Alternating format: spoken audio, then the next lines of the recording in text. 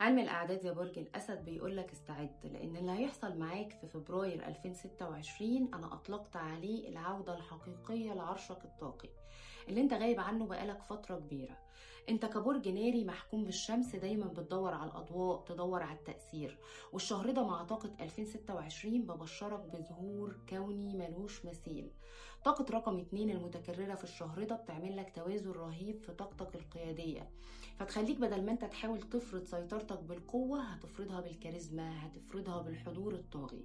في فبراير هنلاقي ان كوكب الزهرة موجود في وضعية استراتيجية جدا بالنسبة لبرجك، وده معناه ان سحرك الشخصي هيكون في اقوى واعلى حالاته. يعني هتكون بالظبط عامل زي المغناطيس اللي مش بس بيجذب القلوب، لا ده انت هتجذب الفرص المالية في نفس الوقت. والجميل كمان ان كوكب المشتري بيبعت لك اشارات دعم من بيت الحظ، وده معناه ان اي مشروع انت بدأته في الماضي دلوقتي وقت الحصاد بتاعه. بس خلي بالك، لان وجود كوكب المريخ في مواجهة برجك بيحذرك من فخ الغرور، او ان انت تكون عصبي بزيادة مع شريك في العمل، مع شريك في البيت. الشهر ده محتاج منك قوة، محتاج ان انت يكون عندك نظرة ثاقبة، يكون عندك هدوء الواثق، لان اللي هيحاول يستفزك الشهر ده هدفه ان هو يخرجك عن تركيزك ويضيع عليك فرصة ذهبية. انت يا اسد في شهر 2 هتكون قدامك بوابة انتقال حقيقية لنسخة جديدة من نفسك، هتحس ان انت كليا كل حاجة فيك بتتغير، والكون هيبعت لك رسائل واضحة لازم تركز جدا جدا جدا. السيادة المرة دي هتكون سيادة بوعي وبتوازن، مش بس بمجهود عضلي. طاقة الأرقام في 2026 بتقولك إن علاقاتك هي مفتاح رزقك في فبراير.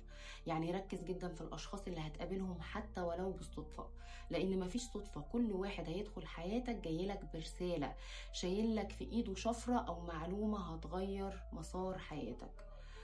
خد بالك من طاقتك قوي يا برج الأسد، وبلاش تستهلك مشاعرك في معارك جانبية ملهاش لازمة، لأن شهر فبراير عاوزك تكون في كامل أناقتك النفسية عشان تستلم عطايا الكون الكبيرة. الكواكب بتدعمك جدا في ان انت تعيد صياغة عقودك واتفاقاتك، وممكن تلاقي نفسك بتنهي شراكات قديمة ما كنتش حتى بتقدم ليها ان انت او بتفكر ان انت تنهيها ابدا، وتلاقي نفسك بتبدأ في حاجات كتير.